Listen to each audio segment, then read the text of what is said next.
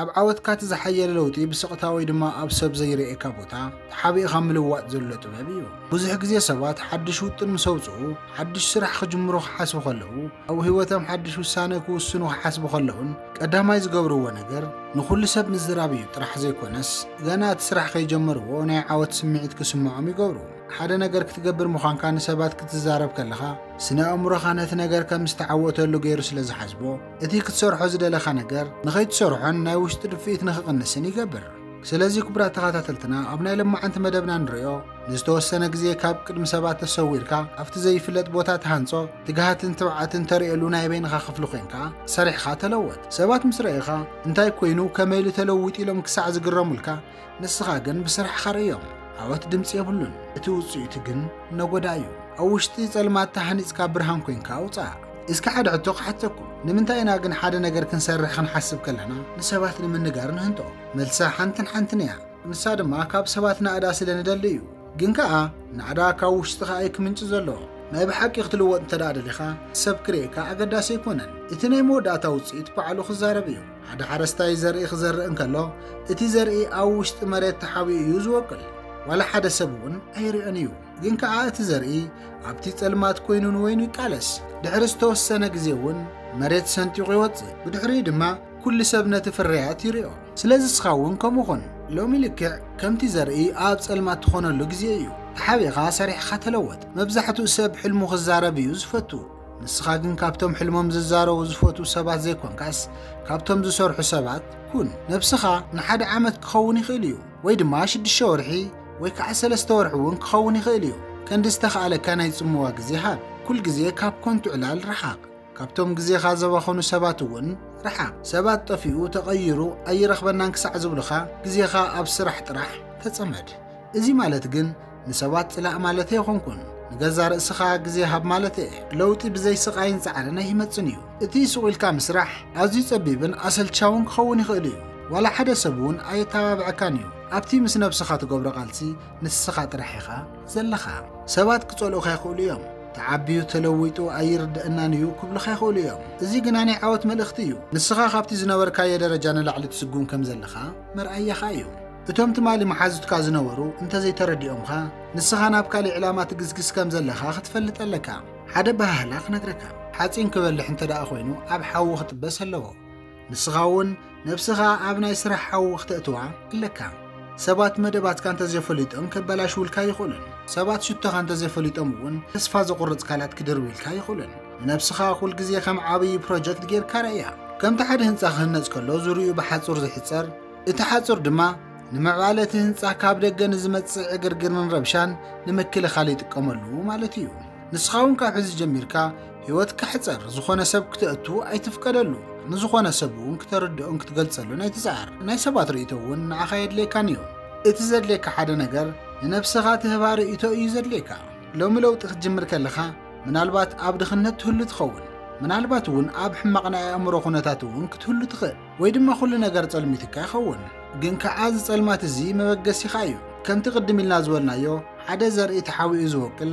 ንስኻ እውን ካብዚ ሕማቕ ኩነታት ተሓቢእኻ ውፃእ። መብዛሕትኡ ግዜ ሰባት ቀጻሊ ሓደ ዓመት ቀጻሊ ሶኒ ወይ ድማ ጽባሕ ኢሎም ቆፀራ ይገብሩ እዮም። ግን ከኣ ንስኻ ትፈልጦ ዘለካ ንለውጢ ቆፀራ ኣየድልዮን። ሎሚ ሕጂ ካብታ ዘለኻያ ጀምር። እቲ ዝዓበየ ጸላኢኻ ታብ ውሽጥኻ ዘሎ ስንፍናኻ እዩ። እቲ ጽባሕ ገብሮ እየ ዝብል ድምፂ እውን እዩ። ነዚ ድምፂ እዚ ንምስዓር ድማ ስቕታ ኣገዳሲ እዩ። ኣብዚ እውን ዋላ ሓደ ሰብ ለውጢ ክጅምር እየ ይትበል፣ ብተግባር ጥራሕ ኣርእዮም። እቲ ብጽምዋ ትሰርሖ ዘለኻ ባዕሉ ሓይሊ ክበካ እዩ። ኣብዚ ጉዕዞ እዚ ጽምዋ ክስምዐካ ይኽእል እዩ። ጽምዋ ግን ጸላኢኻ ኣይኮነን። ጽምዋ ማለት ምስ ነብስኻ ትራኸበሉ ዕድል እዩ።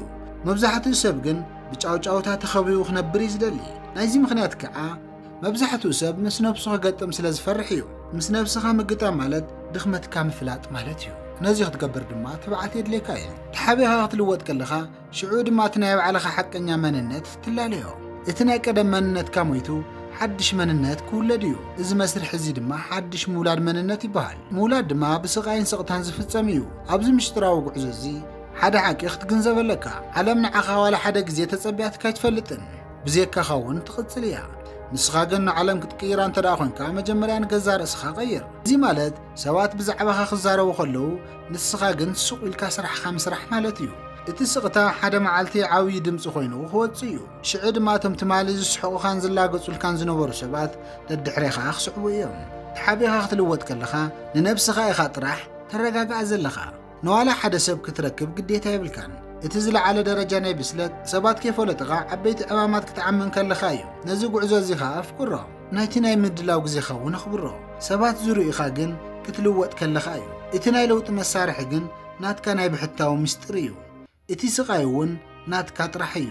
እቲ ድኻም እውን ናትካ ጥራሕ እዩ። ኣብ መወዳእታ ድማ እቲ ዓወት ድማ ናትካ ክኸውን እዩ። ብዙሕ ግዜ ሰባት ብዛዕባ ሕልሞም ክዛረቡ ከለዉ ካብ ሰባት ምትበባዕ ይደልዩ።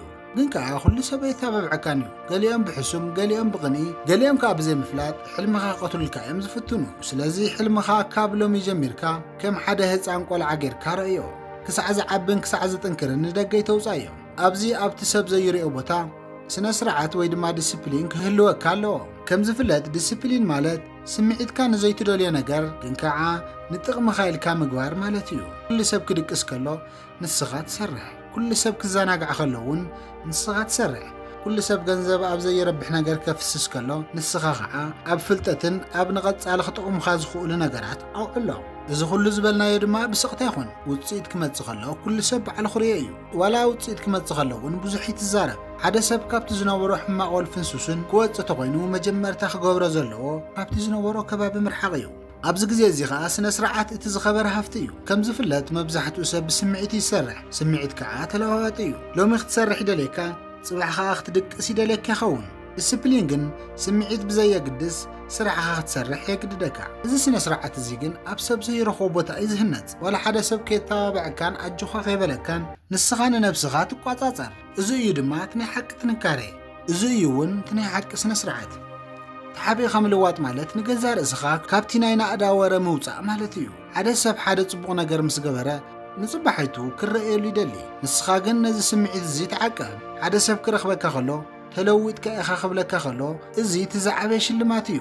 ንስኻ ግን ከምዚ ገይረ ተለዊጥ ኢልካ ግዜኻ ይተጥፍእ። ስራሕትኻ ባዕሉ ክምስክር ሕደጎ። ሓደ ግዜ ጽምዋን ፍርሕን ክስምዐና ይኽእል እዩ፣ ግን ከዓ ጽምዋ ሓይሊ እዩ። ኣብዚ ጽምዋ እዚ ድማ እቲ ዝዓበየ ሓሳብ ይውለድ። ኣብዚ ጽምዋ እዚ ድማ እቲ ዝዓበየ ውሳነ ዝውሰን። ሎሚ ተሓቢኻ ክትልወጥ ከለኻ፣ ሎሚ ተሓቢኻ ክትሰርሕ ከለኻ ንመጻኢኻ ዝኸውን ነገር ተቐምጥ ኣለኻ ማለት እዩ።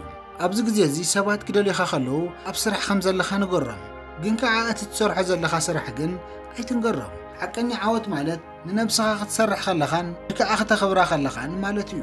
ንስንፍናኻ ክትስዕረ ከለኻ እዩ። ንፍርሕኻ ክትስዕሮ ከለኻ እውን እዩ። ነቲ ናይ ምጅሃርካ ድሌት ክትስዕሮ ከለኻ እውን እዩ። እዚ ድማ እዩ እቲ ሓቀኛ ዓወት። እዚ ኩሉ ድማ ተሓቢኻ ብትገብሮ ለውጢ እዩ ዝርከብ። ኣብ መወዳእታ ሓደ ነገር ክነግረካ፣ ተሓቢኻ ምልዋጥ ማለት ንነብስኻ ምጽላእ ማለት ኣይኮነን። የግዳስ ብኣንጻሩ ንነብስኻ ምፍቃር ማለት እዩ። ንነብስኻ እቲ ዝበለፀ ዕድል ምሃብ ማለት እዩ።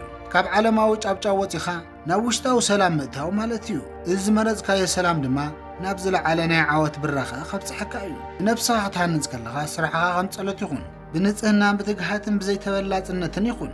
ምክንያቱ ሓደ መዓልቲ እቲ ዝዘረእኻዮ ክትዓፅዶ ኢኻ። ሽዑ ድማ ስቕታኻ ናብ መዝሙር ዓወት ክቕየር እዩ። ክሳዕ ሽዑ ግን ተሓቢኻ ተለወጥ። ዋላ ሓደ ሰብ ከይረአካ ተለወጥ። እቲ ዝሓየለ ለውጢ ኣብ ነብስኻ ትገብሮ ለውጢ እዩ። ንስኻ ንነብስኻ ግዜኡ ክመጽእ እዩ፣ መንገድኻ እውን ጽሩይ ክኸውን እዩ። ስለዚ ተሓቢኻ ን3 ወርሒ ን6 ወርሒ ን1 ዓመትን ተለወጥ። ክብራት ተኸታተልቲ ሳዕ መወዳእታ ስለ ተኸታተልኩምኒ ደጊመ ብኽብሪ የምስግን። ኣብ ዘለኹም ሰላም ኩነለይ ቻው።